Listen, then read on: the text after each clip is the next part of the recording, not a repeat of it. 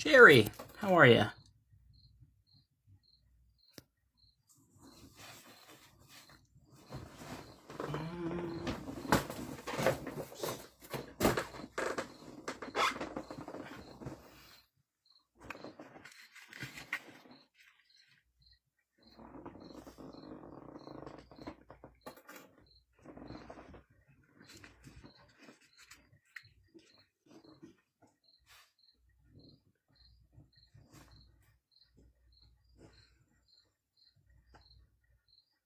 Yeah, you hear crickets. Yeah.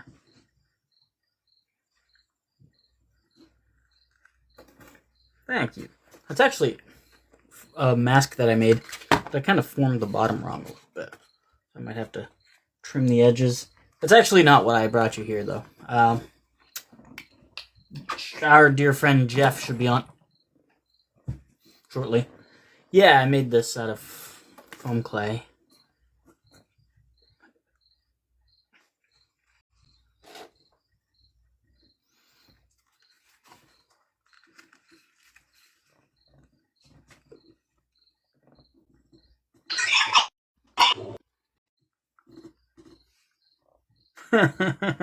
Saw me and he ran. Actually stinks on the inside of this too, by the way.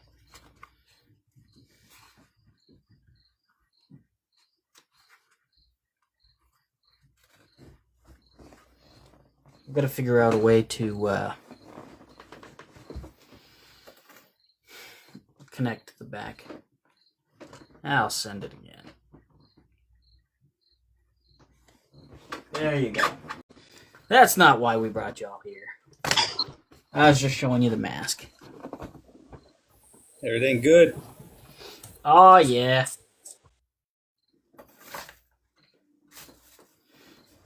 that crickets I'm hearing? That's what Sherry just said. Yeah, there's crickets. Outside my window. Oh, is she? Yeah. That's awesome, and that would be nice to hear while trying to write or something. That was very peaceful.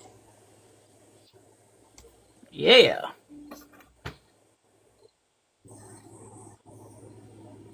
Man, I don't feel so good. No? Ugh. I just ate dinner, and I think I ate too much. Ugh. Ugh. Yeah, right? I haven't done that in a long time. Ugh. I think it's also the heat today, too. I was outside in the heat quite a bit today. Because when I'm on the phone, I don't know how to sit down and talk. I can't do it. I've tried, and I go crazy. I can't. If I sit down and I got someone on the phone, I literally have no idea what you're saying because I can't focus, so I have to walk around. And I can only walk around outside. I can't walk around inside either. It has to be outdoors. I was, yeah, I'm very weird. Ugh. I was actually looking up what we were talking about before we came on board. Cherry. About the nepotism. I didn't really get a straight answer, but it basically just says that a lot of people in the business do admit that it's a problem, but there's really no studies to guess as to how much of an issue it is.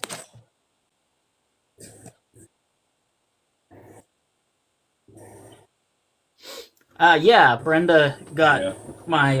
Honestly, I won't lie. I don't really care, but at the same time, I do care. So it's kind of like a cross line between that. So it's really hard to explain it. Like, I guess I'll tell you what. I'll go on record and say, if someone who really don't have but very little talent, but they're just getting the push because someone knows them or they're friends and blah, blah, blah. And if they carry their weight and they'll admit, hey, yeah, I'm here for, then okay. But if you're one of them, I'm good, I'm great, blah, blah, blah, and you're being carried by others, then yes, I have a problem with that, if that makes sense. I think I'm kind of making that issue understandable. Yeah. It makes perfect sense. Like, I can't explain it. It's like being best friends with someone to get you on the team and you're not that good of a player, but yet you're there and they keep you anyway, and yet you got someone on the bench who is 10 times better. and you're messing up that person on the. And I've literally seen this when I was in high school. I've seen that happen. I'm like, wow, it's about who you know, and that ain't right. I'm like, man, you got some good talent sitting on the bench, and you got a couple of guys on the starting lineup that ain't even trying. They don't care. It's all about just want to have fun. Get them guys off the bench, put their asses on the bench, and that's just me. I hear you. I don't know. I think I like the approach. So maybe you don't know this, but Joe Hill is Stephen King's son, and he's also an author. But he started his writing career by writing under the name Joe Hill instead of Joe King because he didn't want somebody to publish him because of who his dad is. I think I like that approach way more. Oh yeah. I like that. That's called earning it. I like that.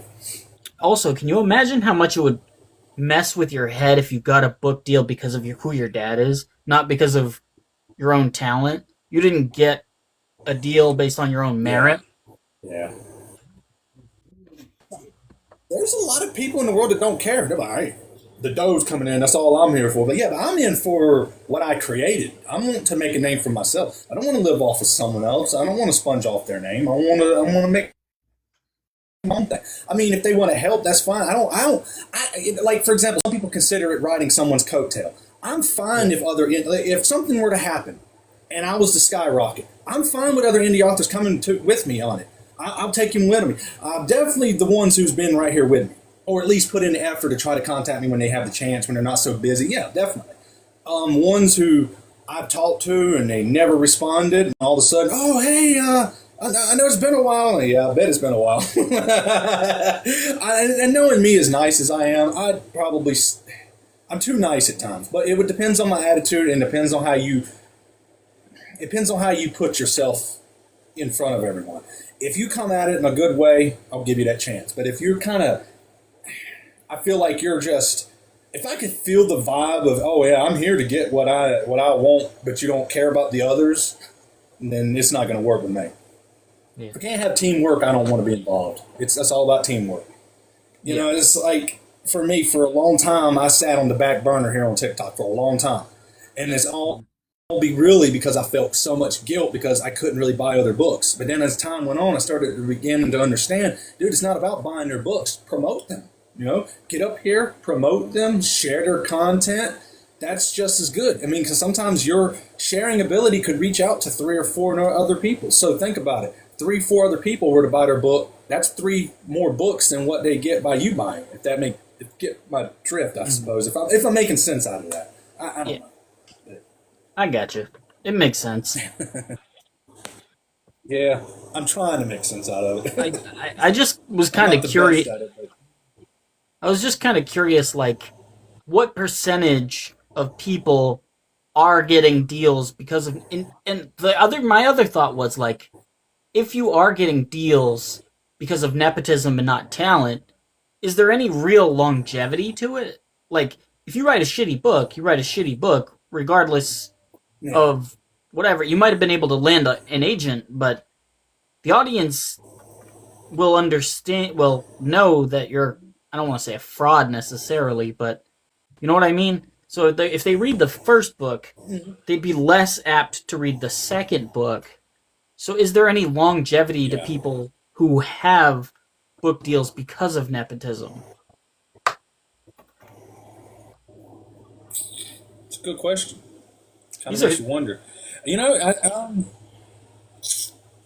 trying to think of an example because I think that has happened to some people out there before. Got a couple people out there that got involved in film because of a parent or a brother or something, and they kind of got put on the back burner. I'm trying to think. There is an actor, but I think they did it by choice. What is his name? He's one of the not the Sheens, but the what's the other dude's name? Estevez? Estevez. There's another Estevez brother. If you look him up, I can't remember his name, but he's in a lot of these not so good movies, real low budget. And I've heard different things about it. I heard he does it by choice because he doesn't want his, he's not trying to follow the family name. He's trying to just go off. Basically, he's doing that for fun. He's not in it for big name, big success. He's in it for fun. And I've heard other rumors where he just wasn't really good. So they kind of threw him into the back burner. But I don't know. But he's one of them. If I can remember his name, it'll come to me later. But he's in some real low budget stuff. And there's some other people, not really just film related, but there's been other people who just kind of, they started out a little bit of an ignite, like a big jump start, and then it's like they just kind of, and it's kind of like certain rock singers who left a certain band, started good, and then it's like people really saw them for what you're decent. You should have just stuck with the band. You were a better drum player or something like that. I'm trying to remember some names, but I don't really want to bring people's names out anyway, to be honest with you, because I also think about the big actor families. You mentioned the Sheens, and I guess that's a pretty good example, but there's only like 3 of them. But I was thinking more like the Skarsgårds and the Baldwins. I was thinking not all of them can be at the same caliber of talent. So some of them have got to kind of suck, right? Like, statistically speaking, some of them have got to be not as good as the others. Yeah. There's another thing that goes on, and a lot of people don't want to put too much stock into this. I do, because I'm kind of seeing it with my own eyes out there. Mm-hmm. But there's been athletes, there's actors, there's probably world-renowned billionaires who have gone to people who have this talent to sell souls. That's a true thing. I thought it was a bunch of ludicrous growing up, but I'm coming to the realization that that's kind of not so far-fetched as some of us might want to think, It's one of them things where not the impossible, what's the word I'm looking for? Improbable? I forgot the word I'm looking for. I don't remember. The fantasy, or not the fantasy, but the fantastic. The fantasticness of things ain't so fantastic as you would think.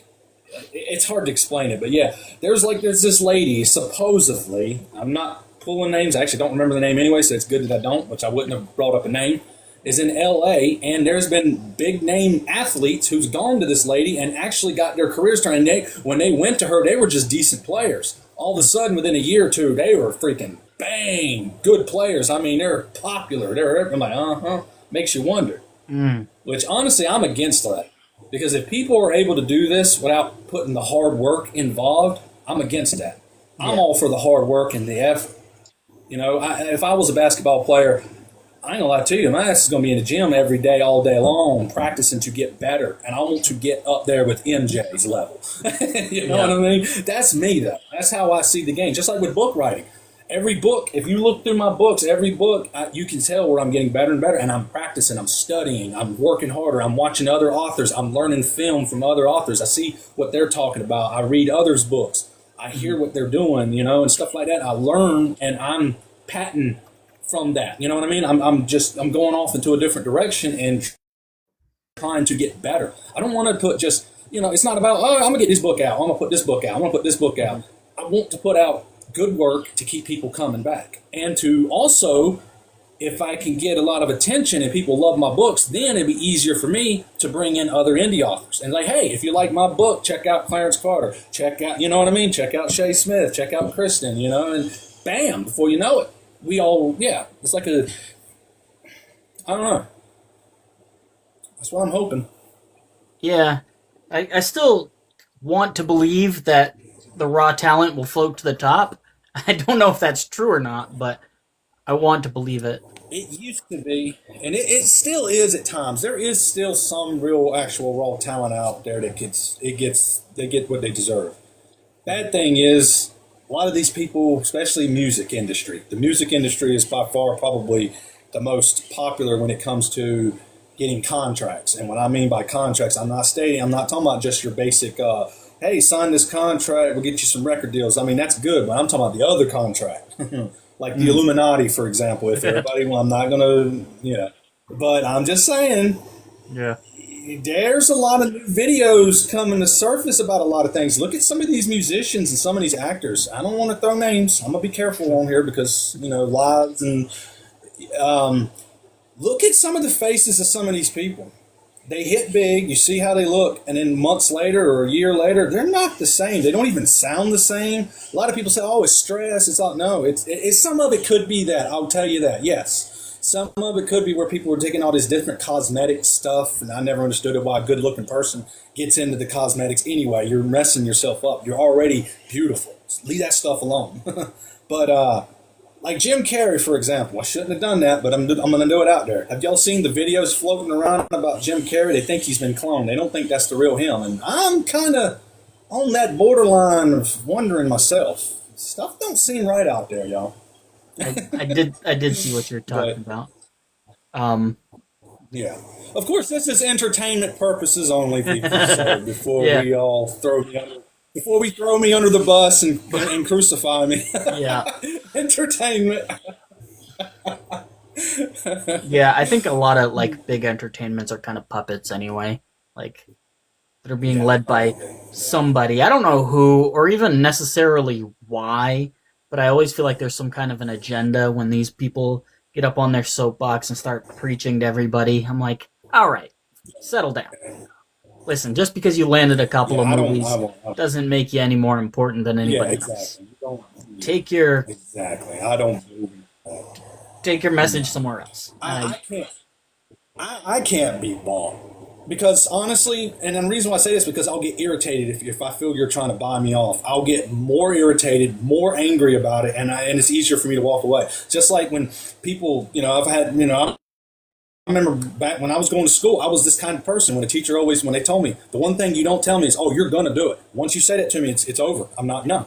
I've always told people, God himself, I don't think can descend from the heavens and say, Jeff, you're going to do this. You better come at me with a different light on it, okay? Don't say you're going to do it. When people tell me that, I'm serious, man. It ignites a fire under me, and it makes me so mad. Yeah. I mean, it burns the soul inside my body. Even as a little kid, I hated that word. Oh, you're going to do it. I didn't like when my dad said those things, which that was different. That's a parent. Now, I respect my parents, but they never, told me, oh, you're going to do this and made me do something that was against my will, kind of deal. Like, oh, you're going to get out there and mow the grass. That's different. Of course, that's your job. Get out there and mow the grass, that's different. But, like what I'm saying is, I even had people in the past ask me, say, well, according to some of the people who are, I forget the word I'm looking for now, because I'm one of them. I forget what you call us. We're the ones that look at everything and see an agenda behind everything. But I've had people say, they threaten these people with their families and such. I'm like, well, when they tell me that, it says, hey, we're going after your family. If you don't sign this, we're going after your family. And you know what I'm going to tell them?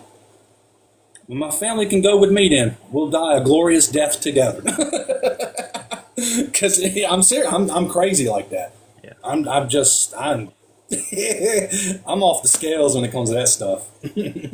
I hear you, buddy. Are you reading anything interesting right now? Wait, what do you mean?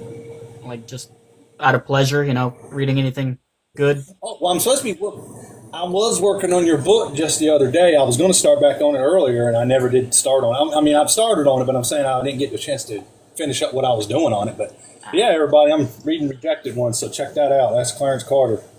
That's his book, and it's good too. I'm loving it. I got it right here. I've actually was in here just the other day reading a little bit of it. And That's I'm trying to also get crosswords done so I can get paid. Huh? That's the second edition. If you ever encounter the first edition out in the wild, burn it at the stake, throw it into the fire, run it over with your car, throw it into the trunk, commit heinous acts of violence against it. You have my full permission. Wow. What has that book done to you? Oh, buddy. The first version of that book was bad, and unfortunately there's still a few copies floating around, and one of them has had a second light. Well, I just read some of it on not the last live that we did, but the one before that. So you feel about it the way I was feeling about My Soulless Death, and actually, I never really felt badly about My Soulless Death, but it needed to work. Yeah, this was the original version of it, and Brenda now has a copy of it, which Marianne gave her, and I'm like, oh my god. Nah, it's probably good. The second I'm edition, not a the one picky that reader, man. I try to appreciate. the second edition is the The one only that way I get you picky. just held up. Oh, okay. I didn't know there was a second. Well, you know what? I think you did make mention of that. You made mention of that in the last live or two, sometime around the line when I was mentioning that book. But I think the only time I can get picky about a book and get disappointed is if it's actually a big name who put a lot of money into it and have put a whole lot of confidence and have told everybody straight up, you will not be disappointed. And you go to read it and it's like, but your less work was better than this, you know? I mean, I still wouldn't say nothing bad. That's just me. I try to keep that, I try to give everybody a good, fair shot. Unless you're like overly, like one of them arrogant type people who, I'm too good to talk to you guys, but you're no better than we are kind of deal, you know what I mean? I could probably, but I still wouldn't because of the drama. I don't want people thinking, I don't do drama. I run from drama now. I used to just sit there and listen to it, but now I just turn my back to it and literally walk. I don't want to hear it. I don't want to hear it. It's just like when I scroll on here, as soon as I hear somebody out here making a video about something that someone said or done, I might hear it just to kind of, in case it's something I need to watch out for myself. But if I feel like it's nothing that's for me to know about, I scroll. Ain't none of my business, man. Yeah, I hear you. I'm kind of the same way. Like people try to pull me into their bull crap, and I want nothing to do with it. Brenda also did get a copy of Nice. Redacted Tales. How you like it? So wait, is Brenda on here? I don't think Brenda's on here at the moment. Oh, she ain't? Okay. Yeah, I see she's on live, though. Or she's online, not live. I might say hey to her. Let's see. Well, Bree's here. Bree showed up. Okay, cool, because I sent her an invite, so that's good. I'm actually doing it right now, sending some more invites. Well, I almost clicked on your name. That wouldn't have made no sense, right? Yeah, she's not online, but I'm going to still send one to her. Send her one just in case. Dumpster fire. It's a story of my life. Yeah, hey, dumpster fire. I hadn't seen none of your live. Have you been live lately, Dumpster Fire? I hadn't seen her on in the last 2 days now, I think. Maybe 3 days now, I feel like. Oh. You want to do some reading today? Or are we going to... I'm down with whatever you and the audience would like. Yeah. Okay, I kind of figured. I didn't think I... Yeah. Been too I usually try to catch her live. She's usually on live around, 9, 10 in the morning. I try to catch a few minutes of her live while I'm getting set up to write. Sure. Because here lately I've been getting a late start. Normally I'm up earlier than that, but yeah. So I try to tune in for a little while and show a little support. I try to support everybody as best I can, even if I can only jump up there for 10 minutes, 4 minutes, whatever. I do what I can. Oh, I also wanted to talk to you about... she's talking about the first version of Rejected Ones. Yeah, that's right, yeah. So that freelance writing site that I've been talking to you about, I told you I signed up for it, and I've been trying to land some gigs. Well, you'll never believe the offers on this thing are insane, right? The people who are making the offers have zero concept as to how writing works at all. Like, I don't think they understand. So I'll give you a handful of examples, right? One of the offers was for if you read a 77,000 novel, 1,000-word novel, and give feedback in 1 day, they'll give you $40. Was it 77 or 66? 77,000 words. Yeah, in 1 day, and give feedback.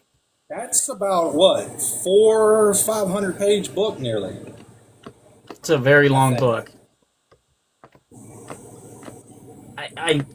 It is possible, for sure. Marianne could do it, but I'm kind of a slow reader, and also, in my personal opinion, $40 is not a lot of money. Yeah, I would Yeah, do it for. no. Well, I mean, then again, just to read something, I don't know. Yeah, I I would. mean, it depends. It depends. Okay, Depends on let the me. book. Depends on the book. Some Yep. books, if it's a psychological thriller or horror or even fantasy, I could do it. If it's romance or something else, it's going to take me a little bit because with romance, I've been known, and I noticed I did it with Shay's book when she got some of the romance parts. I kept going back and rereading it. Don't ask why; it's weird. I think I was studying on how she wrote out some of her stuff, so I'll know to take notes on what I can say and what not to say in a book. Because I'm still worried about what am I open to say on here. I'm still worried about that because I have some really rough stuff in mind that I think that women would enjoy, even the men that like smut. But Right. that's just it, though. Am I too far? Should certain words be used? Or I've had so many people say, "Hey, the dirtier the better." So it makes me feel like I'm okay to write that stuff. So I feel like I'm more. I think the time frame is more of a problem than the money for me. Like, yep, yeah. just because you can read a 66 or 77 or whatever it ended up being, 1,000 novel in a day,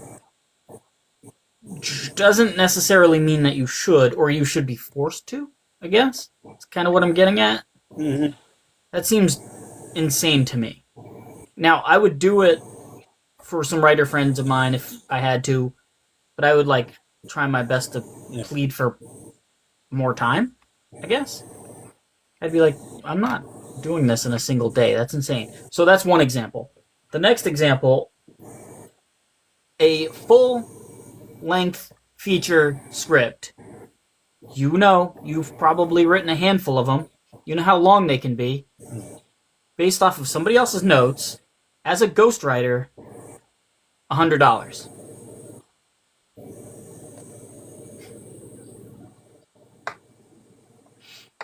Selling it for $100. Did I just hear that right? No, writing it for $100, not selling it for $100. Writing it for $100. Yeah.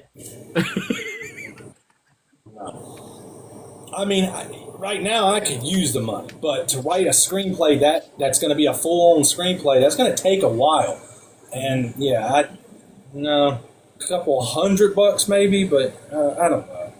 I'm looking at some of these offers and I'm like, yeah, okay. Some of this concept ain't running quite right. The way I try to do it, and I try to be rational about it, I really do. I'm like, how long is this project going to take me to accomplish? And if it's worth $100 in some form of time, right? If you compare your money to time or your time to money, then it would be feasible. But a full-length feature, let's say 95 pages at minimum, right? Some of them go way over, but let's say 95.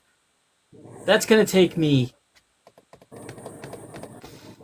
3 weeks, maybe 2-3 weeks. I mean, I could hammer through a terrible script in a few days, but it wouldn't be cost effective to do it for $100.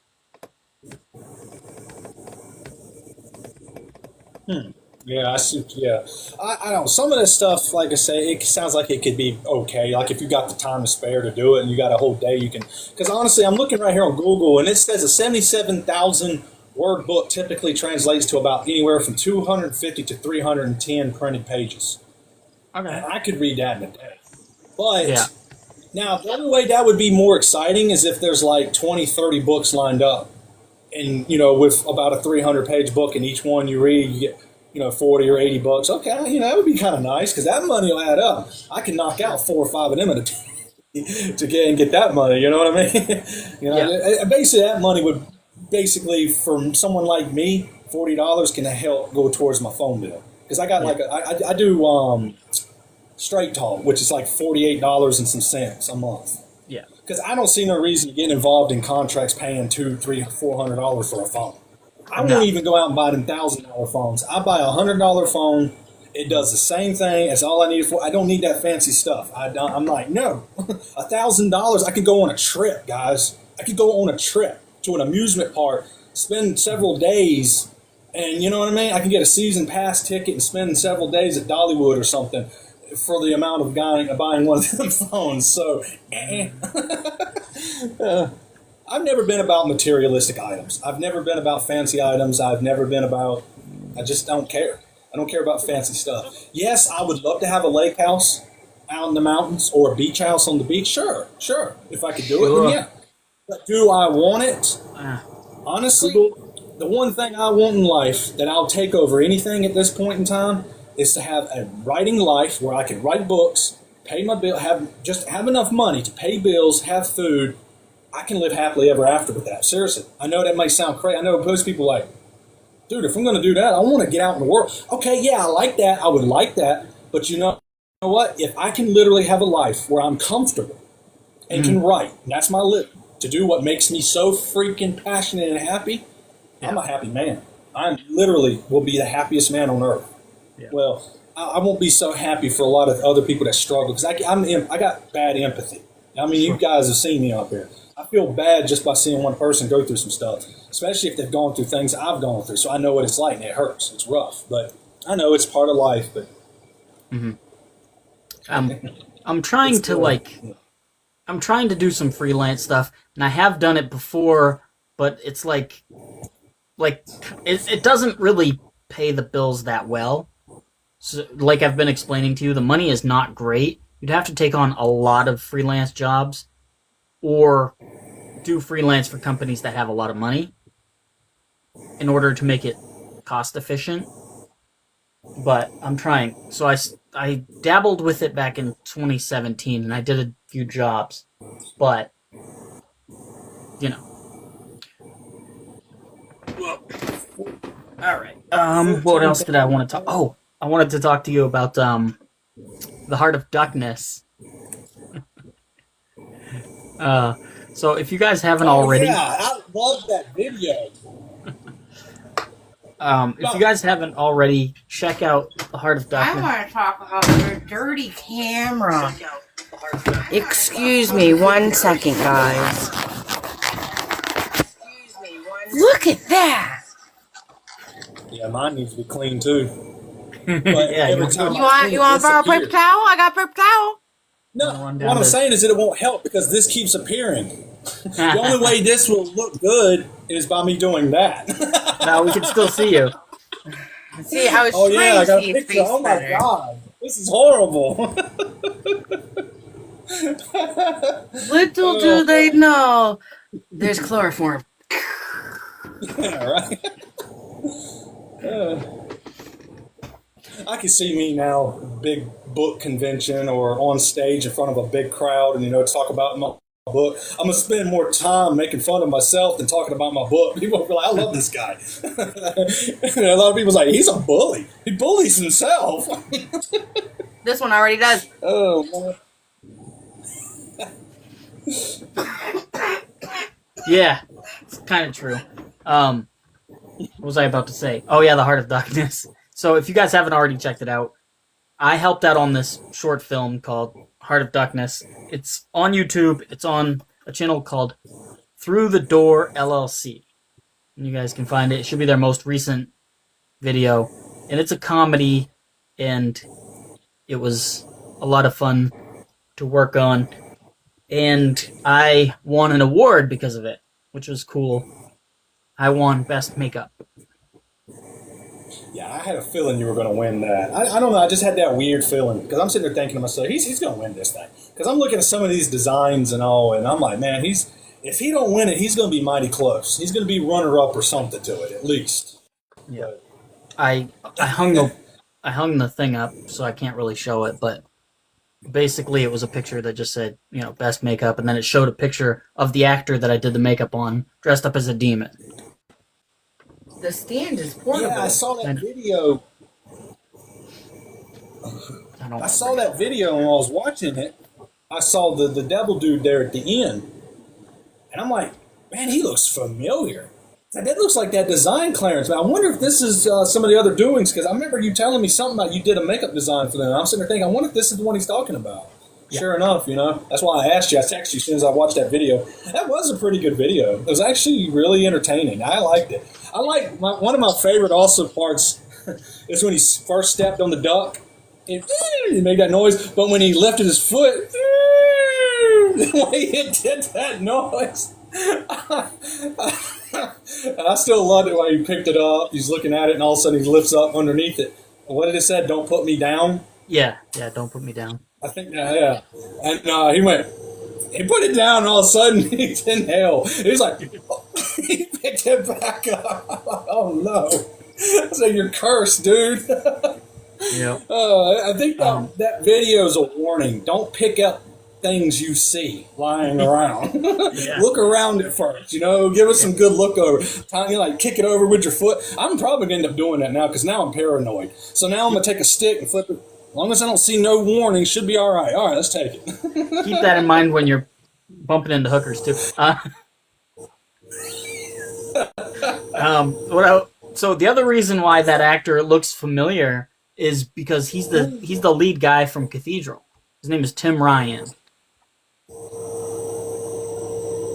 Wait, which one? The one that I painted as a demon is the same guy who played the lead in Cathedral. Oh, okay.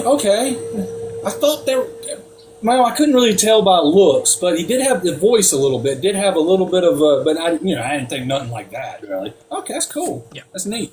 Yeah, he also did play. He put on an accent for the demon. He was like British or something. Yeah. But yeah, I thought I could. Now I'll definitely be able to pick up on it. Now, if I went back and listened to it now, I probably could pick him up now because I thought there was a hint, but I didn't think of him. But I thought that voice, a hint of it, sounded somewhat familiar. But I'm sitting there, I've watched thousands upon thousands of YouTube videos, so sure. Yeah. Yeah. So we had the award ceremony Friday night. It was fun. It was good to see those people again. There were a few things that, I don't like that they do it in a bowling alley, but I understand. I understand that the budget's kind of limited. Yeah. And all of the awards, because you gotta do. Because it's kind of a low budget film thing that we're putting together, the awards were all made out of construction paper. And I got a little ducky as part of my award. It does not say. Squeak like the one on the video. It doesn't say anything on the bottom. No, he doesn't. He doesn't really squeak that well. Okay. That episode almost reminded me. I don't know if you've ever watched this cartoon. It used to come on Adult Swim called Aqua Teen Hunger Force. Mm-hmm. Okay. Aqua Teen, I believe it was Volume 3 or Season 3, whatever you want to call it. It was the third one. If I'm not mistaken, it was the third one. It's called The Brood Witch. The one where they found the Brood Witch under their lawn, and Shade went to bite it. And when he eats it, he's in this other domain, and there's this thing with the axe, and it tries to chop you up. Mm-hmm. And it kind of reminds me of that a little bit. I had literally thought of Aqua Teen watching that video. I'm like, whoa! I mean, way different, but same concept, if that makes sense. So it was really cool. It made me think of that. I'm like, oh. Yeah. We were, so that guy, Tim, and we were on the hunt for all the props and all the costumes and stuff the day of, because everything in the 48 hours is very fast. You have 48 hours to write, act, record, edit, all of it. You have 48 hours. So Tim and I were gone for 3 hours hunting down props, makeup, all kinds of other, because I didn't have everything I needed. I had a lot of it, but I didn't have everything. Wardrobe was a big problem. But we went into this store, and we were looking for a battle axe, right? And we couldn't find one for the life of us. And we ended up going into this army thrift store place. What? There's a snake in the bush. Oh. Actually, I threw it one out the window and it didn't look good. Okay. It's a full one. Anyway, we're looking at all the weaponry that they have, and it was oh, look at that right there, and it was that axe thing that we ended up getting, the sword thing, and I was like, hey, can we see that real quick? And both Tim and I expected it to be real, but when they pulled it down, it was just foam. So we ended up getting that. Yeah, and we ended up getting the wardrobe and everything, and we had to stop at a bunch of different stores, and we couldn't find a demon duck. We looked everywhere for a red duck with some horns. Simple, right? You'd think it'd be so easy to find. We never found it. We ended up finding a full-size duck. It was about yay big, and I had to spray paint it. So I had to like cover its eyes, I had to cover its beak, and I had to spray paint it, and then I had to make it horns. So I made those 2 horns, and I painted them. They were made out of clay. So that's how I made the devil duck. And Nice. and That's ever since good I idea. Good thing. ever since I first saw the video, there's a line that's stuck in my head, like, you know how you said that line a couple of times yesterday. Every Tuesday at 2. Oh, every Tuesday at 2. Yeah. For me, it was all the bread. At the very end, he's like, "Give me the bread, all of the bread." So that's been my catchphrase for like 2 weeks now. Yeah, that was good. Come on, every Tuesday at 2. It's just the way he said it, like it was going to be a. It's just the way I don't know. It just caught me the right way because the way he's laying there. Every Tuesday at 2. Nobody needs to The know. whole video is him this. Yeah, I mean, can you imagine having to hold that? And remember, wasn't there a scene where, he was in the shower, he's holding it, he's sitting there trying to watch, and he's holding the duck. Oh my God. yeah. He's like using the duck as a sponge. He's like, yeah, Oh it man. was great. If you have not checked that out, Yeah. check out Heart of talk Duckness. about- Yeah, it was really fun. And talk about props. When we were doing videos, we used to go around and get some props and make stuff. I remember my uncle and he mostly did it. I did the taping. He did the woodwork. We didn't have time to go to the store, and actually when we did, I couldn't find anything that was good, like the machete and the knife for the whole Michael Myers and the Jason, because we were doing the whole Jason versus Freddy versus Michael Myers. Sure. So we went and got some wood, and he did the carving and made a big knife out of the wood, and I took tape and taped around it to make it look like a realistic knife, and the same thing for the machete. So it was all wood, but with tape. And you couldn't tell it was tape, not unless we got put it right up on the camera. But, from the distance that it worked itself. I mean, in scenes where we weren't using it, we would have an actual knife or a machete. But when we did the fighting scenes, we used and of course I added in the little sound effects to it, it was just for, that wasn't nothing that we were trying to do nothing big with. It was just for fun. A bunch of neighborhood friends got together, some people from school found out what I was doing, and we all got together. We had all kinds of people coming over. Yeah, it was fun. Yep. I also have a very brief cameo in Heart of Duckness. So there's a scene where the main character is at a party. The narrative says something like, "Oh, and I had a whole bunch of friends." And there's like this party scene, and everybody is like surrounding the main character and laughing. So if you look at that scene and you look all the way to the right, you'll see me holding an empty cup and laughing hysterically. So if you guys ever want to... I'll have to check that out now. There's a good chance I could have seen it and never thought nothing of it. But I'm pretty certain I would have noticed, so I would have said something. So I probably didn't catch it. Yep. I'm in it for like literally like a second. You'd have to like pause it in order to catch me, but yeah, I'm in that one quick scene. So basically how we did that part was just whoever was at the studio at the time, because there were actually like a lot of us. There were like 15 people in total. But when we were recording that scene, basically everybody who was in the studio, everybody got rushed in. Like, hey, get in. Pretend you're having a party. So they gave us all these cups, and there was actual, like, you could have drinks if you wanted or whatever. But I ended up just having an empty cup. Nice. Yeah, I'm glad y'all did, I'm glad you got something out of that. I'm glad you did. I kind of figured you were, though. The makeup designs were just too good. Hey, what did y'all's video get? Or did y'all do the video, y'all were just there for the designing? You mean like my team? Yeah. So like we didn't compete on our own this year. We joined through the door, Oh, and we helped them. Okay, gotcha. Yeah. All right, that makes sense now. I understand now. Okay, because I was wondering, because the way you were talking, you never really made mention about your video at all or anything like that. So yeah, okay, that makes sense. Now I understand why. Okay. So we competed against them last year, our team, 8 Sparks, and we did a short film called Lobster Stew, in which we won an award last year as well. So we won an award on our own for best use of genre.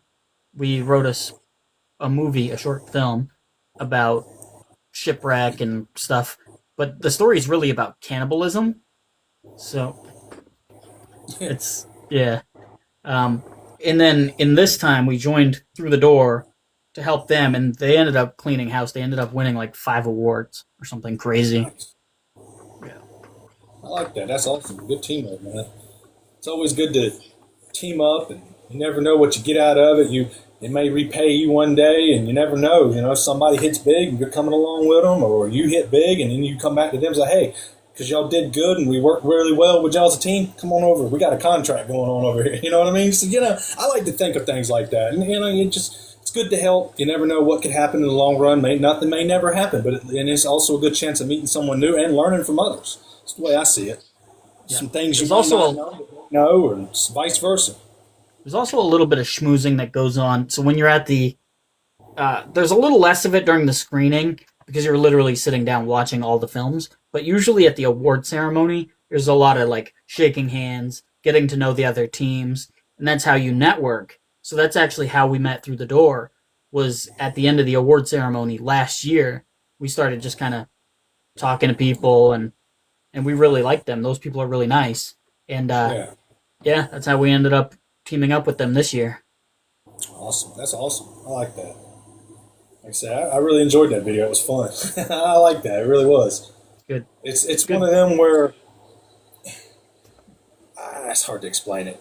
It's one of them that deserves a whole lot of views, just like that cathedral.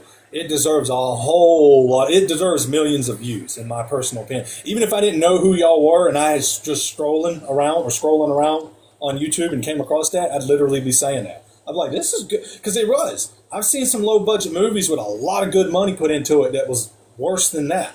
I'm talking about not worse acting. I'm talking about camera footage, even the acting. This was just a little short 20-some minute clip, and y'all nailed it. Like, seriously. Like, dang. Good. I appreciate that. We worked really hard on Cathedral, and we're working really hard on Nora, although we've hit a couple of snags as of lately, but we'll get it all worked out.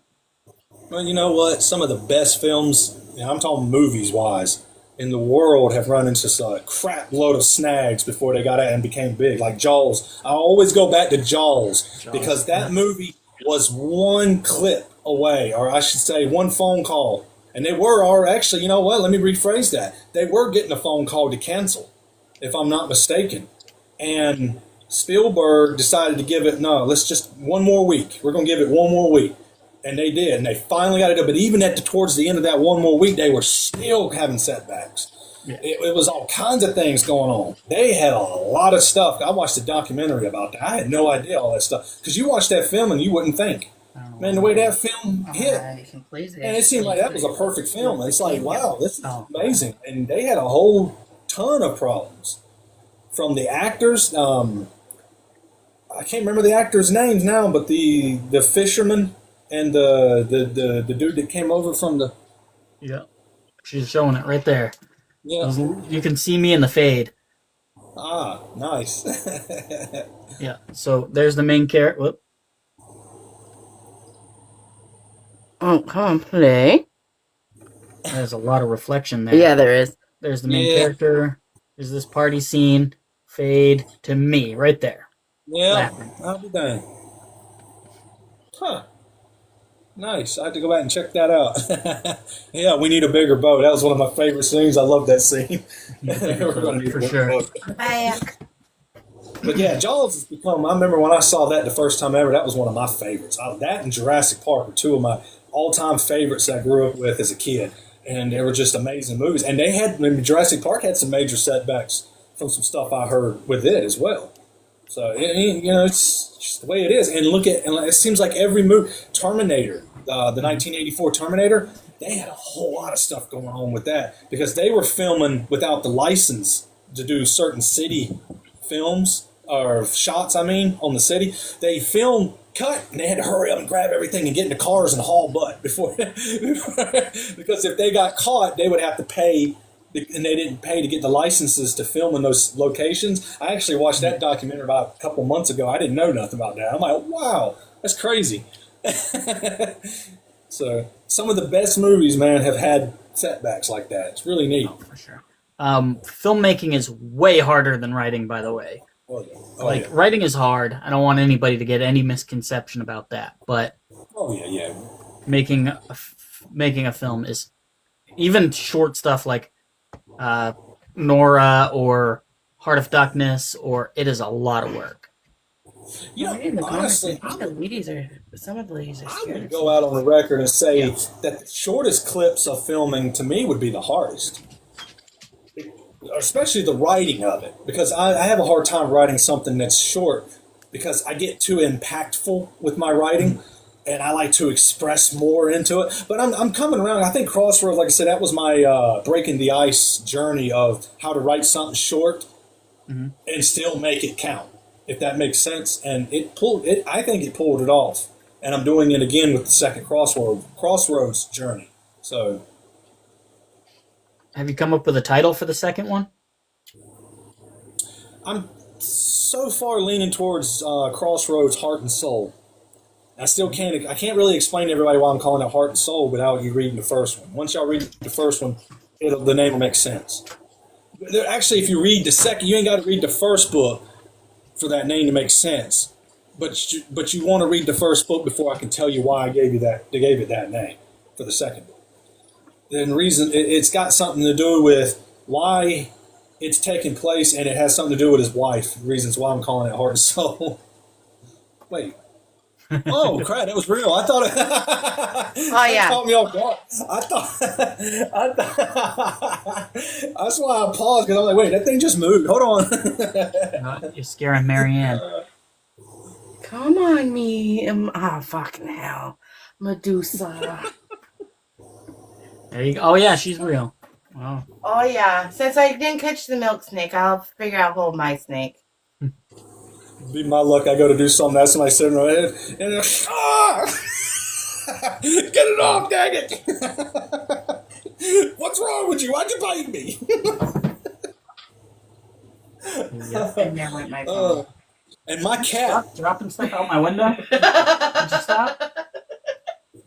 Sunday, was it yesterday? I think yesterday or Friday, my cat pulled a mountain lion on me. You know the old saying about mountain lions to never turn your back on them. If you face them, they'll still come towards you, but they take your time. But if you turn your back to leave, it's game over. Here they come.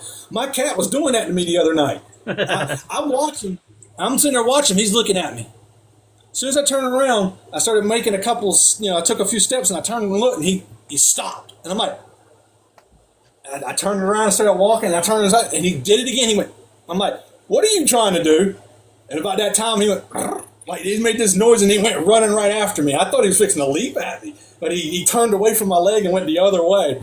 And then later, I didn't know it, but I was walking, and I felt something go like that against my leg, and I looked, and it was him. He pounced out of the bushes on me. I was like, oh, okay, so you want to attack me from behind. So what are you, a mountain lion now? That cat is something else. Oh man, I hit my this one. I was opening the fridge this morning, and the fridge door hit my big toenail and bent it up a little bit. Oh, That's what he gets for chasing off Bigfoot. yeah, that's what I get for chasing off Bigfoot.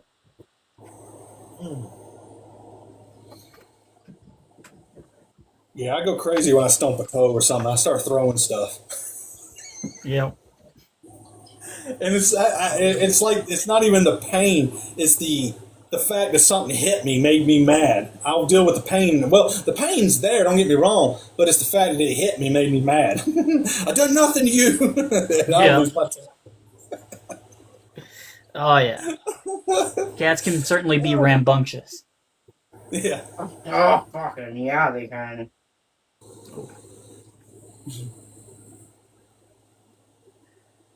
What do you think? Oh, yeah. Oh. Think we should read these guys a story? Yeah, sure. And yeah, Brenda's the funny bone. Yeah, I hit my funny bone just the other night. I think that's what you're talking about. I hit it right on that For you this time? thing right Do there. you think any of these in the audience deserve a story? Does anybody in the audience deserve a story? That's messed up, Brenda. That weren't funny. Funny bone don't. That ain't funny. Funny bone hurts, especially this arm. This arm's horrible for the funny bone. Oh yeah, that's right. I did make Marianne cry. I forgot about that. Why would you do that? That's mean. Yeah. I wait until she gets the package. She's gonna cry even more. What happened? I basically Just an FYI, I write out the address labels, so that pretty handwriting is always mine. that is true. Ooh. So more or less, Marianne is gonna get a package with one book in it, but it's gonna have like 12 of the book plates, and I have written each one of them out individually in its own little beautiful message to Marianne. And each message is different because I didn't want to just generic all of them. Marianne, you're great. Marianne, you're great. Marianne, you're great. That would have been cruel. He actually did handwrite those ones because this is the first I heard. I wrote out 12 individual book notes for Marianne so she can peel the back and stick these inside each book that she chooses. Is anybody a Gemini on here? We can send you a Gemini painting on your next book purchase. I painted this. Nice. It's the constellations, the month flower, I think it's the Gemini colors. If not, I just chose random colors. But yeah, it's the constellations and the month. Yeah, I actually am thinking we should paint a bunch of these for the con. I think that's what I'm doing. basically wrote Marianne a giant love poem throughout 12 varying different book plates. But anyway, on to the I don't get no love notes. yes you do. To the reading. Is there anything in particular that you want to hear from either Jeff or I? Anything that stands out? We're open to suggestion. I could always read one of yours. You could. Hey, can you? I don't like how you're on my. Oh God, Marianne with the forbidden book. From the forbidden. I regret ever telling you that thing existed. Yeah, but I don't know. Maybe it's just me. Maybe I'm being biased, or maybe I'm not reading it myself. But I didn't see where nothing was wrong the other night when you were reading. It was actually interesting. Right. Like I said, it's hard to tell when someone else is reading. It's when you don't really, honestly, like me, for example, I don't catch really mistakes unless I'm reading it. I won't catch it when someone else is reading it, not too often. Because more or less I'm listening for the story, not for the words, if that makes sense. I'm trying to, Because if I'm hearing someone else read, I have to focus and listen carefully. A lot of times that's why I look away. I kind of do that because I'm focusing, I'm concentrating. If I'm reading it, it's different. I can focus easier. But I've got some votes for reading chapter 2 of Without Saying Goodbye.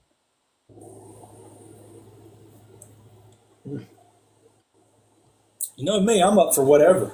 So It's I'm been a up while. for whatever. I forgot the rest of the books.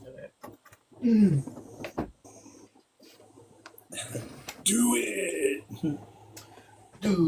You wanna read chapter 2? How long is it? Not that long. Okay.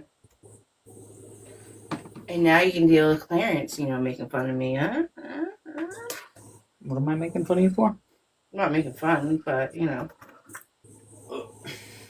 Also, I'm getting a neck massage right now. Alright, that's chapter 2 right there. You want to take the driver's seat? Oh, that was my knee. I didn't do it. Or maybe I did.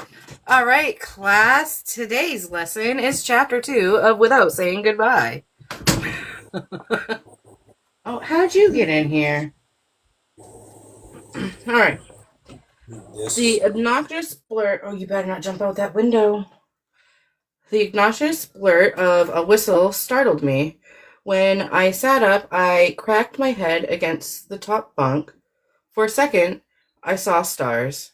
Scrambling to my feet, I saw all the others doing the same. What the hell is this boot camp? An adult stood in the center of the room with a malicious smile. Good morning. Simultaneously, the group responded, Good morning, Joe. Joe looked to be in his mid-30s with a pooch of a belly and a receding hairline. The look on his face didn't look friendly nor inviting. He could have cast as a gym teacher. A kid around my age stood beside him, arms crossed. Deep creases engraved his face. He had neatly trimmed afro and clubs for hands. Joe barreled forward. Today we're cleaning. As he continued speaking, I glanced around the cabin, which looked clean to me. Certainly, I slept in worse places. As I looked about, Joe's henchman, who I didn't have a name for, screamed for me to pay attention. Joe glanced at the clipboard. We're cleaning until breakfast, then we clean until lunch. When you have enough cleaning, then you're going to class. We might even clean some more. I assumed he said we. He wasn't including himself or the boy Wonder. Everyone breathed a sigh of relief when they left. Cleaning products came out of a nearby closet. Someone slapped a pail and a sponge into my hands and said, Welcome aboard, new guy. Before I could really process anything that was going on, we were scrubbing the cabin from top to bottom. Without any instruction, I got down on my knees and started with the door frame. It looked like it had been only a week prior, but I knew we had to do it anyways. I was surprised when I didn't see a toothbrush. The overwhelming stench of pine sol burned my nostrils. Apart from scratching of the broom bristles and the slopping of the mop water, the room had fallen quiet. A boy, quite a bit younger than me, looked over as he scrubbed a window. What brought you here, new kid? In truth, I didn't know what to tell him. It wasn't like I was innocent. It's just I'd done a lot of dumb things that warranted intervention. The last was the worst. I shrugged. Another voice came behind me. I stole a car. The kid next to me said, I robbed a pizza man. That motherfucker only had $14 too. I nearly laughed. A laugh nearly escaped my mouth.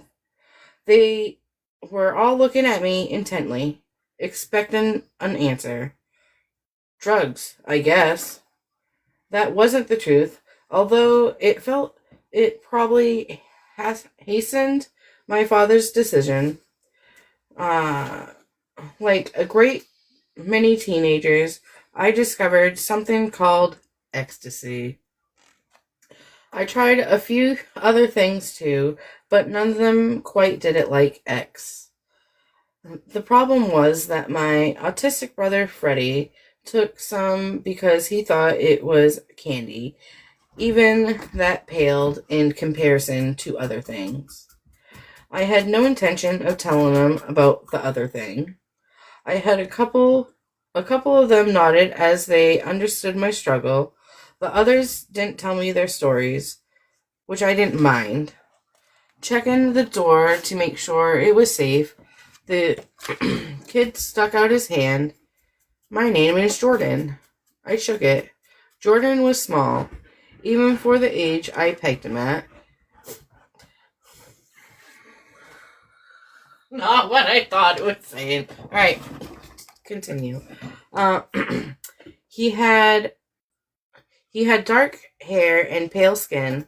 Something told me he wasn't popular with other kids his age. Adam, I responded. The kid pointed to a gray sloshing around... The guy, okay. The kid pointed to a guy sloshing around a mop bucket. That's Dennis. He gave a polite wave. That's Nick. He stood beside a bed with fresh sheets in one hand. He nodded. And lastly, he pointed to an Asian kid who gathered a handful of laundry. Benny. Again, Jordan checked the door like he wanted to make sure nobody was listening. Well, we'll get breakfast in an hour. Cleaning this place doesn't usually take long because it never has time to get dirty, Gordon continued. That guy who barked orders is our counselor, Joe. The guy standing with him is Marcus, the enforcer. I paused. The enforcer? Gordon nodded.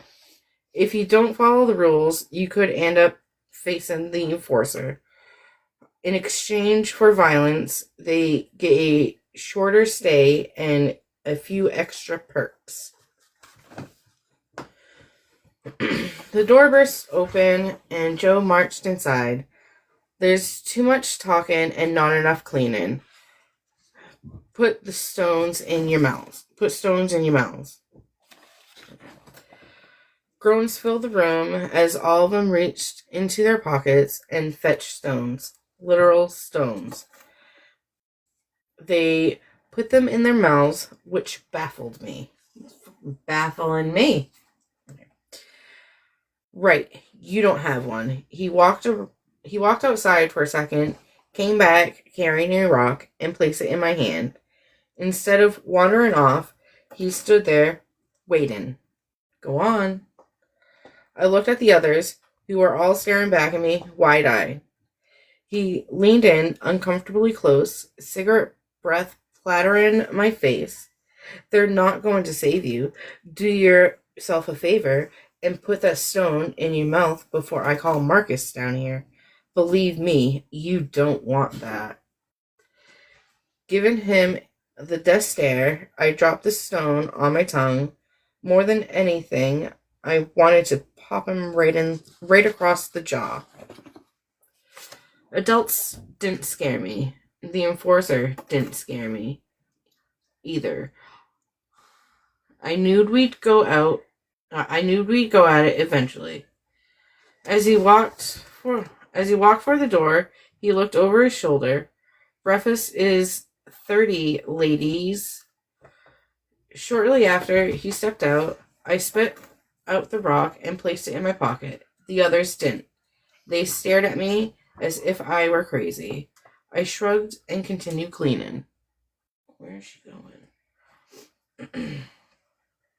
Like, they'll know the difference. From our cabin, we were escorted to the cafeteria. In the main building, kids worked in the kitchen, cooking, cleaning, doing dishes. The lunatics were running the asylum, or so it seemed. In line, we waited to be served. Rows of tables awaited us. Our group, Cabin 6, walked through the line and collected our food. There were other counselors hovering around their tables. The guys in the group spat out the stones. One of the counselors called to their table, "This isn't social gathering. Do what you're here to do." The counselors paced around the tables, watching us. The other boys from the cabin weren't looking up. Their eyes were fixed on trays, working diligently on their meal. I stopped, looked around, imagining one of the counselors would yell at me too. My eyes locked on the plate, and I fell in line. They must be chattering again because the counselor said, "Stop talking." Gordon gasped. I looked from him to my plate, and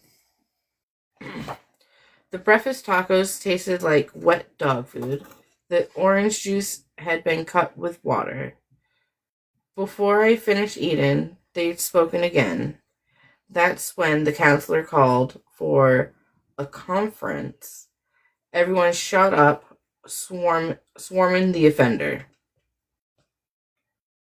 They started berating this little girl who couldn't have been more than 14. Some of them spat on her, others screamed in her face, calling her a selfish cunt. I watched as one of them got in her face and screamed, "You're a selfish little whore who needs to keep her trap shut." Tears streamed down her cheeks. She cried and screamed, covering her ears. With her eyes locked on the floor, she didn't move a muscle. She bawled, drawn in jagged breaths, almost hyperventilating. Even the guys from the cabin surrounded her, screaming at her until their faces were flushed. They were saying horrendous things, and I stood there, too stunned to join. This drew the attention of the counselors. Before they could tell me to join, it broke up and people returned to their seats. Some of the guys from my cabin were sweating, veins poking out of their heads. What the fuck was that?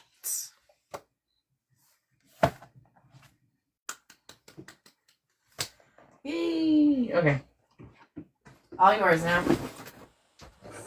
Excuse me, that's on you, man.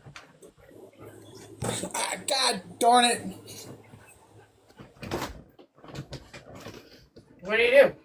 I think he bumped his elbow. It's not funny, is it?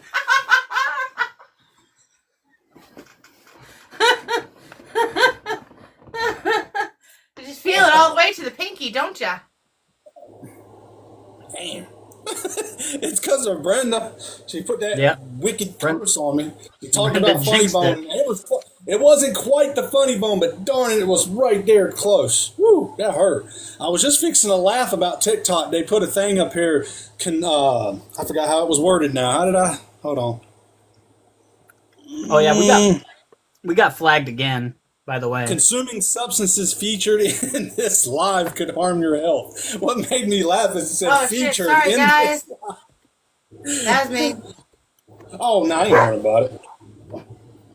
It's in a book. And you know what? It's not that you really... It's TikTok's got that thing on where if it hears certain words, it's going to do it anyway.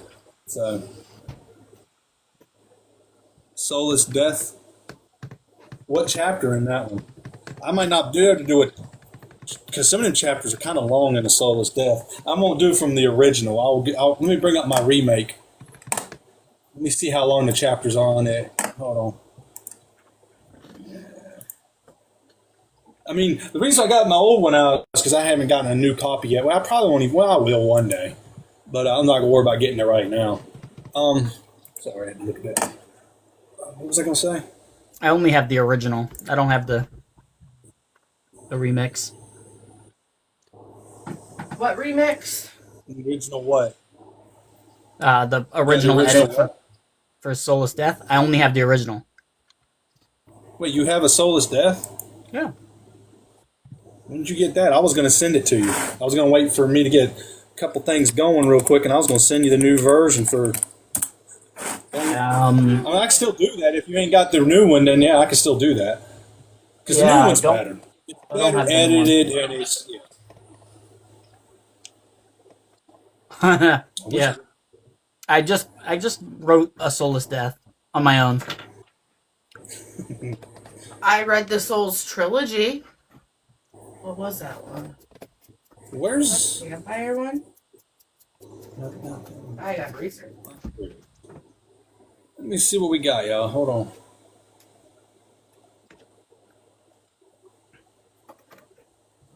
No, I'm in the middle of the Souls trilogy. I'm on the second book, and it kind of like got boring. But I'll finish it. Okay. I read the first book of the Souls trilogy. I am currently reading a book called Smokescreen by Deborah Jones. I keep wanting to say Nora Jones, but it's definitely not Nora Jones. I am currently listening to Chaotic by Chantal Tessier. It's the 7th book in the Lord series. That fucking 4, 5, 6, 7, 8. I can do chapter 2 if y'all want to hear chapter 2. It's not a spoiler alert by no means. It really doesn't become, this book doesn't really become a spoiler alert until you get around, I'd say after chapter 10 and through and inside. Yeah, once it gets later, of course. But Yep, chapter 2 it is. yeah, I'll Do it. 1, 2, 3, 4. Sorry, I can't read that one out loud for you. Yeah, I'll do chapter 2 for y'all. I'm just nervous to do too much reading on some of these because some of the chapters are a little long on some of my earlier books, and I just don't want people to be falling asleep or. All right, okay, Jeff, that's a snooze fest. I don't even remember what chapter 2 is in it. Let me make sure.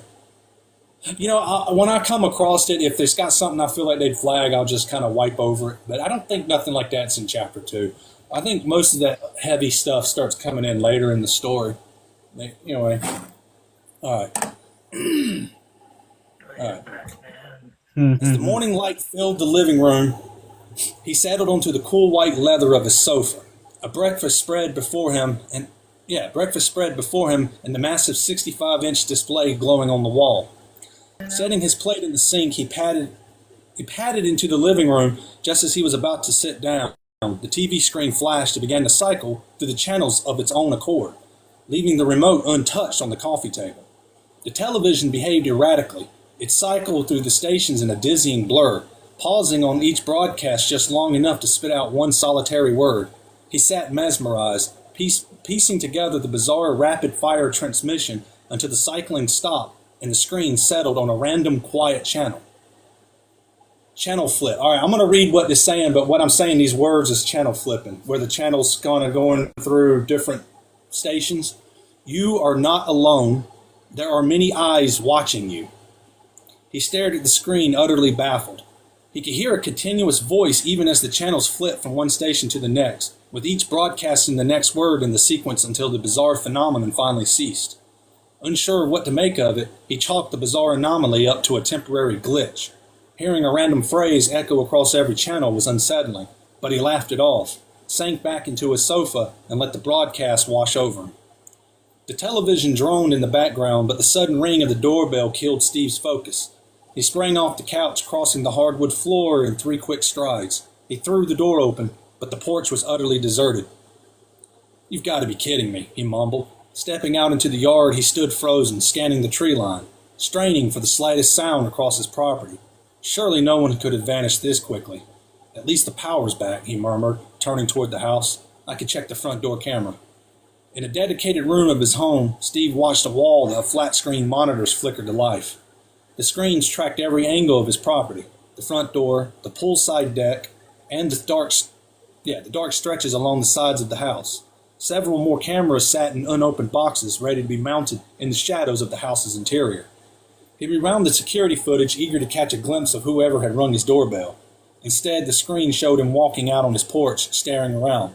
The video was clear and in full color, playing the frustration loop over and over, until the image abruptly warped into a wave of heavy static that briefly blinded the monitor before clearing back to an eerie silence.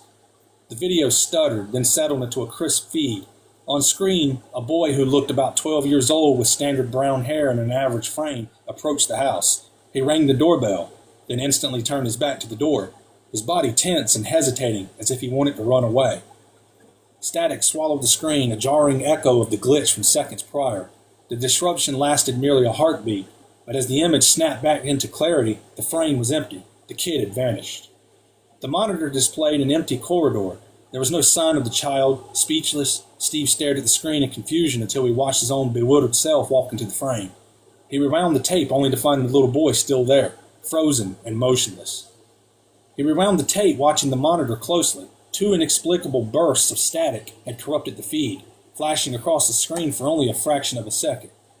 He leaned forward to analyze the glitch, but a sudden vibration against his thigh startled him. He dug his phone out of his jeans only to find the screen flashing an unknown caller ID. Bizarrely, the reception bars dropped to 0 the moment he answered. He answered the call, but the line was unstable as before. He strained to hear the voice on the other end, but it drifted in and out of range. It sounded like a woman, though no actual words formed through the heavy interference. "Who is this? I can't understand you. You're breaking up," he pressed. He kept trying to make out the words over the phone until the call dropped. Whoever was on the other end had hung up again, leaving Steve staring at his screen in confusion. Shoving the phone into his pocket, he turned and walked out of the room. He stepped back into the living room, pausing as a local sheriff's face filled the television screen. The sheriff was addressing a complex investigation that had haunted Raleigh and the surrounding North Carolina counties for months, a series of unsolved disappearances involving women and children. They were still unsure whether the cases were the work of a single individual or multiple perpetrators. As they discussed the neighboring counties, Steve froze. A heavy, jarring thump echoed from the floor directly above him. Puzzled by the sudden sound, Steve stepped into the hall and made his way to the stairs. He headed upward, his mind immediately drawn to his mother's old room, the quiet space where she had passed away. When Steve stepped into what had been his mother's bedroom, he found everything in its rightful place. The only exception was a glass vase resting on the floor, a quiet testament to the woman who once kept every corner of her home and garden alive with vibrant flowers. He walked over, picked up the vase, and set it back on the nightstand. He examined it closely, checking for cracks from the fall and trying to figure out how it had toppled over. Not wanting to dwell on it, he shrugged and turned to leave, until he glanced back at her bed. His gaze remained fixed on the bed, triggering a vivid flashback to 5 years ago. He was there again, sitting at his mother's bedside, her fragile hand locked in his. He could still hear the faint, agonizingly beautiful whisper of her voice, or of her final, "I love you," before she peacefully closed her eyes for good. He closed the door and walked away, shaking the memory from his mind. He headed back down the stairs. Halfway down, the doorbell rang again. "Are you kidding me?" he griped. 15 seconds. That was exactly how long it took him to reach the door. He pulled it open, but as usual, the entryway was completely deserted. He stepped outside, letting his gaze wander across the quiet, unsettling expanse of his land. "Quit ringing my doorbell and running off, you little bastard," Steve shouted, his patience wearing thin. He was turning to head back inside when his phone rang, stopping him dead in his tracks, just like the last few times. It flashed an unknown caller ID, yet showed absolutely 0 bars of service. As expected, when he finally picked up the receiver, the voice on the other end was an unintelligible mumble. Man, he held the phone away from his ear, squinting as if that would somehow make the static-filled murmur coherent. "I don't know why you keep calling me," he barked. "I cannot understand a damn thing you are saying." He slammed the phone down. He had no idea who was on the other end, and the aggravation was mounting. Between the relentless, incomprehensible calls and that phantom neighborhood kid ringing the doorbell and vanishing before he could reach the porch, his nerves were entirely shot. He entered the living room, his mind still on the unexpected visitor at his door. He glanced toward the television, certain he had left it playing before heading upstairs. It sat dark and entirely silent. "A timer," he whispered, the unease creeping in as he forced a shrug. He left the quiet of the room just in time to hear a loud, liquid disruption from the pool. It sounded heavy, like a diver taking an unannounced plunge. He strode over to the sliding glass door and shoved it aside. Stepping into the cool air, he stared at the water. The broad ripples rolled across the illuminated surface, evidence that something had just fallen into the dark blue. Upon closer inspection of the pool, Steve found no sign of anyone or anything within its depths. Yet, the widening ripples disturbing the glassy surface were undeniable. Whatever had plunged into the water had been massive. He turned slowly, taking in the entire deck before letting his gaze drift across the yard. The landscape was quiet and expansive, framed by a thick border of woods and the distant shape of the shop building. With nothing out of place, he pivoted and looked back at the shimmering pool. As the ripples dissolved, the pool returned to a glassy stillness. He stood lost in thought, contemplating the strange disturbance. Could a bird have swooped down to dip its wings before vanishing into the sky? He would have to check the camera footage to know for sure. He forced his racing imagination into submission and slid the door shut. The instant it sealed, the faint sound of a child laughing echoed from the floor above. Stunned by the noise, Steve rushed to the foot of the stairs. He peered upward, his heart pounding as he waited for another sound. Then, after a tense second of silence, a door slammed shut on the floor above. Where am I looking at? He bolted up the stairs only to stop dead in his tracks upon reaching the landing. He never left the upstairs doors ajar. Scanning the quiet hallway, he found every door closed tight, leaving him with a single terrifying path forward. Open them all and search every room. He searched room after room, finding nothing at all. The emptiness left him confused, making him question if he had merely imagined a child laughing from the floor above. Yet he remained certain of one thing, the definitive thud of a door slamming shut when he had first started up the stairs. Steve was beyond unsure. He was standing on the edge of reason. How was he supposed to react to a phantom doorbell, or a caller who communicated only in incomprehensible static? Creeping noises now echoed throughout the dimmed house, and the inexplicable splashing from his backyard pool only heightened the tension. Even the pale child caught on his front door camera had him second-guessing his own sanity. After an exhaustive, if increasingly paranoid search of the upper floor, Steve had finally had enough. Turning back toward the stairs, he couldn't shake the unsettling realization that he was seriously creeping himself out. Pacing the downstairs floor, Steve stared at his phone. It was a useless rectangle of glass, the dead signal bars mocking him as he realized he was completely cut off. At last, he resolved to venture into town, eager to see if he could reconnect with the outside world using his phone. Grabbing his keys, he marched toward the garage door, desperate to get out of the house, regardless of whether he could find a signal. Midday had long since passed, and the idea of enjoying a late lunch in town began to appeal to him. He slid behind the wheel of the new white Lexus and flipped the overhead garage switch. The moment the door cleared the opening, he threw the car into reverse and backed out. Tires crunched on the gravel before he turned onto the road. Oh, that was it. Okay. But right after that, let me read this paragraph to y'all, but this is how chapter 3 starts. He woke, swaddled in morning chill and the slick residue of sweat, the same sensation as the night before.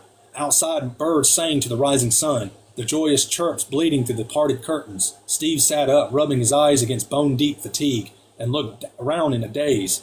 Was that all just a dream? He murmured to the quiet room. So as you can see, I left that chapter kind of like a blank. I did that intentionally. So that way, when people are reading, they're like, okay, we're going to go to chapter 3. What was that about? And then you'll see why. Because he disappeared. It's like it just poof. But the reason also I kept that hidden is because I don't want people to know that this stuff happens yet until a little bit later in the book. Because there's another section, I do believe, where he goes to do something and things happen and he vanishes and next thing you know, he's waking up again. So it's kind of like a dream. As anybody, I mean, it kind of reminds me of some dreams I've had where you could be doing something and next thing you know, you're waking up like, the heck? So, answer. Great job. Oreo peanut butter pie? That sounds good. Huh. My ears ringing. Oreo peanut butter pie? Wow. That sounds very real good. All right. I'm You said about Oreo to peanut actually butter cut pie. a piece of it, bring it in and show you guys. But I made it from scratch. All right. Oreo crust. Take peanut butter, cream cheese, powdered sugar, whip it together. Once it's blended, put in Cool Whip. Whip that together. There's your first layer. Then I put chocolate chips and peanut butter chips. And then you make a chocolate mousse with chocolate pudding, a little bit of powdered sugar, a cup of milk. Blend it, let it thicken. Fold in, whip, Cool Whip. That's your second topping. And then you just crumble on Oreos. It's so good. Sounds good. There's an ice cream that I get. I hadn't gotten in a long time. But there's this ice cream. It's called Moose Tracks. And it's one of my favorites. Mm-hmm. It's got like the fudge in it. It's got like caramel in it, I do believe. But it's got those little chocolate chunks. Kind of reminds me of like Reese's Cups. These little, you know what I'm talking about, the little rounded chip. God, I love it. And I love, there's certain brands that you get. You can get it where it's white vanilla with the chocolate. Then there's also a Moose Track brand where you can get straight up chocolate with all that more chocolate in it. I'm like, oh Lord, it's good. I love it. Yeah, it was my left ear that was ringing. I mean, but come on, the Supreme one is mint chocolate chip. Yes, I was just that. Yeah, that's odd. She just said that.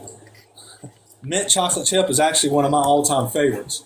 Mm-hmm. I like the white one. I like the white one, but the green one is definitely my favorite. I grew up on that. That was one of my mom's favorites as well. Oh That's man, you're allergic to chocolate? God, I'd be so pissed.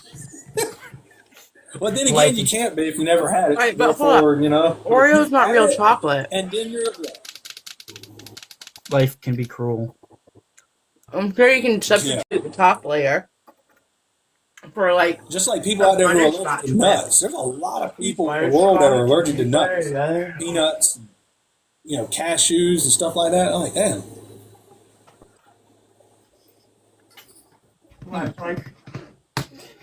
Yeah, I guess so. All right. I wasn't No talking. clock yeah, I gotta throw it off. Okay. Cool. God. She's nutty. She's nuttier than the moose tracks, probably. Yeah, so that was Another Jeffrey's book, A Soulless Death. You should absolutely get a copy today. If you don't already have a copy, you should get at least 4 of them and give them out for Christmas. Put them in people's stockings, put them in their shoes if you have to, put them up their ass. I mean, whatever it takes. That's what I ought to do. I'm gonna pull a Grinch this year for Christmas. I'm gonna sneak in people's homes and put my books in there. Put one of each of my, but not all my books, but just one. That'll get them enticed to buy more. Mm-hmm. And you're a sneaky one, Mr. Harris. And I read trying to get your books in the world. Monique read a chapter from Without Saying Goodbye, which I happen to know that Brenda has already read and Marianne has already read. So now you know what chapter 2 looks like of Without Saying Goodbye. Yeah. You can find this on the Zon. You can find this on my website, clarencecarterauthor.com. You can buy it directly from me if you wanted to get a signed copy. Unfortunately, US only, because shipping stuff out of state can be a little pricey. How much does it cost to send out a book to someone in the country? How much does it typically cost?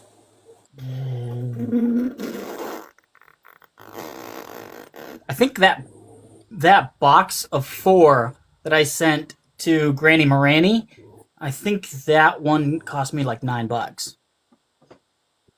Okay, that's not bad. That's not bad. But to send a single, I think it's less than $5 to send a single.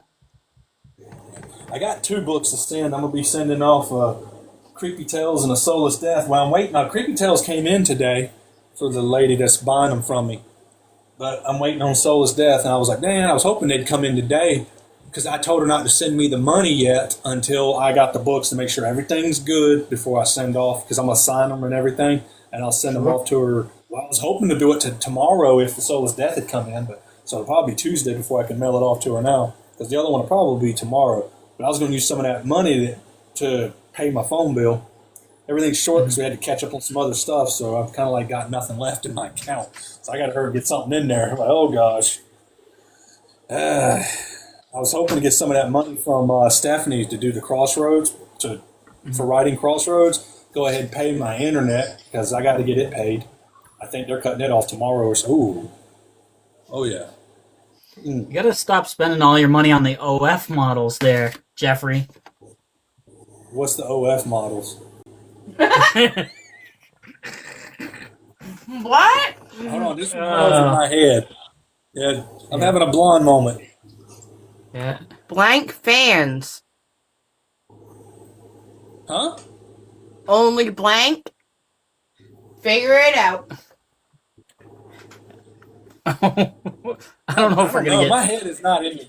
OnlyFans is what she's getting at. Oh, yeah, okay. Oh, I Every forgot year about we that. got That blonde went over my moment.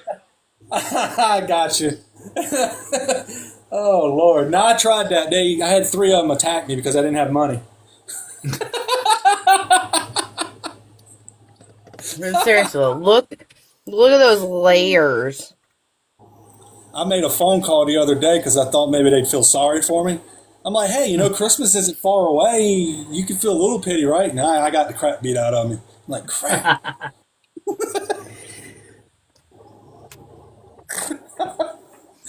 Nobody feels sorry for nobody anymore.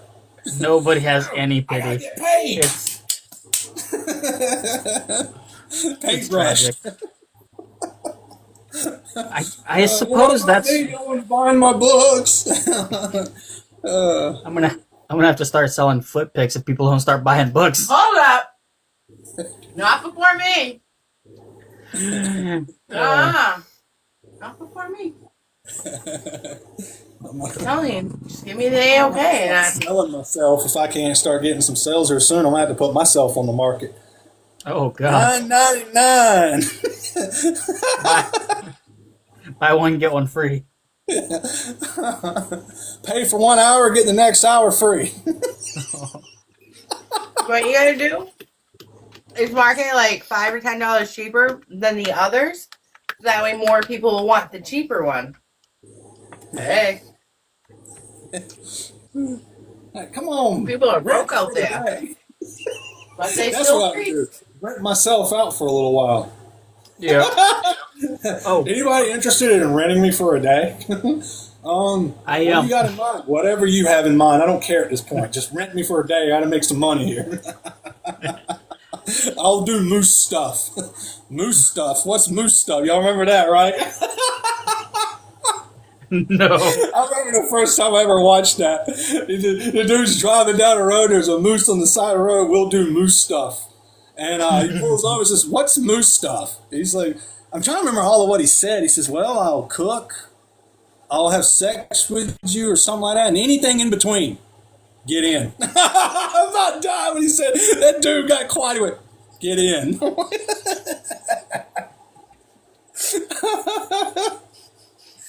Oh, man. That's pretty good. Yeah. That's what I should do. Get on the side of the road, hold a sign, we'll do Jeff stuff. So that way somebody eventually is going to pull them and say, okay, what's Jeff stuff? I'll just go, what do you have in mind? It'll be my luck. It'll be, never mind. I ain't going to go there. I don't want to. I'm like, they pull, I see the car pull, oh, I might have a chance. Go up to the window, like, oh, crap. Not what I was hoping. Oh crap! I think it's getting time. Just about time to wrap it up. Can you do my job for me? Can you do laundry? Wait, who you asking that, Brenda? You said you'd do a lot of things for money. She was like, Oh, you do yeah. laundry? See, I'm not on my game tonight, guys. My mind is just, boo. Yeah, I actually did laundry today. I got to fold everything sometime. But, yeah, I washed and dry clothes today. Today was close day. already. Marianne, we've been here for an hour and a half. Mm-hmm. Yeah, we have. That's because I'm here. I'm kidding. Yep. All right. Any last questions, comments, concerns, anything? Hit the doodly doos.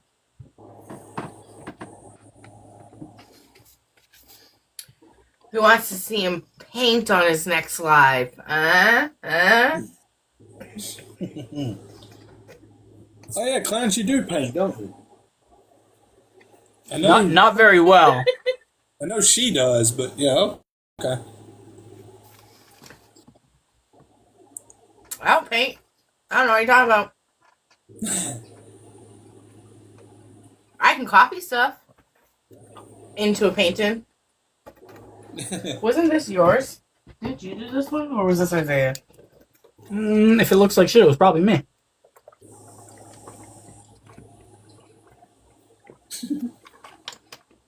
Oh, it was a Christmas present for a second there. It was. This one was Clarence. Well, because it actually has his name on it. Yep. I haven't painted in so many years. I don't know if I could now. I probably could. What There's if no I paint your way. next book cover? Huh? Huh?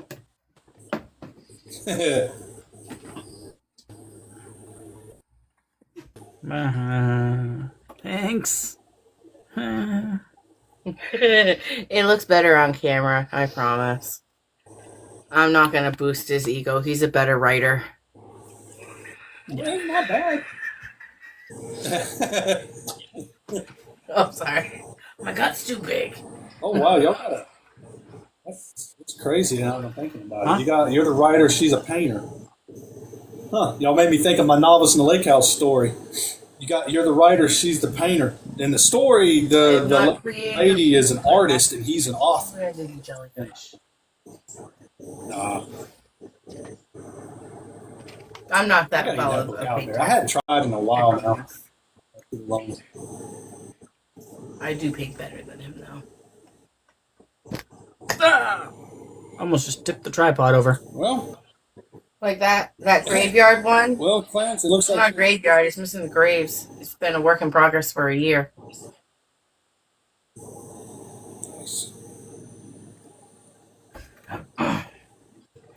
It's just a I guess whenever background you're right ready, now. All right. Yeah. They're supposed to couldn't be do that to graves. save my life. I'm not good at foreground or background, so that's why there's no graves yet. Yeah, backgrounds are hard. I tried that even when I was drawing. Even drawing backgrounds is very difficult.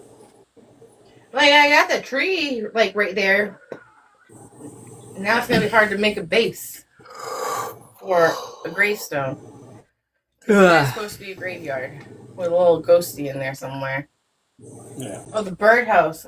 What? Here, I'll let you hold that. You can show better angles. That's a lighthouse. Flowers. Yeah. These are the only things I actually did with my own creativity. Got a ladybug. That's it. You know, Yeah, that's something I something haven't seen different. in a long time is a ladybug. I can't remember the actually last did time I've one seen a when ladybug. we were out paddleboarding. I saved it from drowning.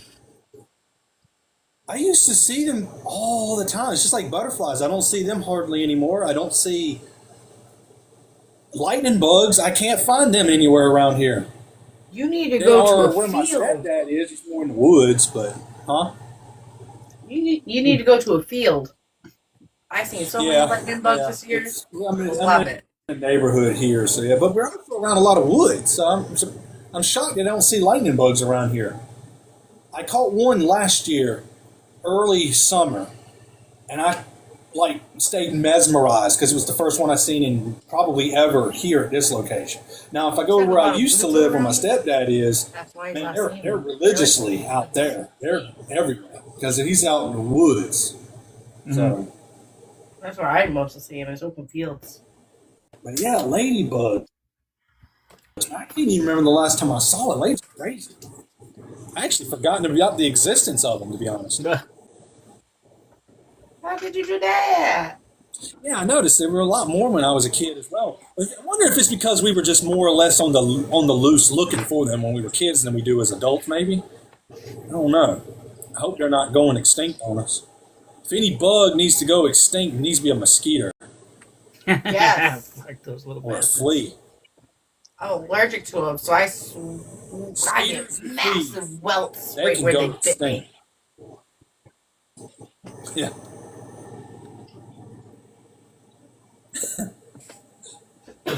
If you don't already have a copy, pick up your copy today. Yeah, I'm going to get So mine here sometime. I'm hoping to get it next month. I'm going to try to get it on Kindle first, of course. And see what I can Show do. off I'm going to the, get caught up on the movie theater. Show off the cover for A Soulless Death. Hold on. Yeah, I agree with you, Brenda. They can go. And that's a soulless death. I was trying to be funny. That didn't come out right. I thought you said a soulless breath at first. Soulless breath. It's a good book, though. It's better if you read it instead of me reading it, but which I was also reading off a computer, so it was kind of a light. I think Marianne meant to say I have both copies. She said I have both coffees. Yeah, that's why I was staring at it. I'm trying to figure out what she's. I was looking up too to see what other comments were made that mentioned coffee. I skipped out on coffee today. Unless tomorrow's coffee is on Marianne. Sounds good to me. I don't want coffee. Coffee's gross. Coffee's gross. Bad when you're writing. Yeah. All right, kids. I hate to cut it short, but I'm tired. No coffee, no energy drinks. Yes, copies.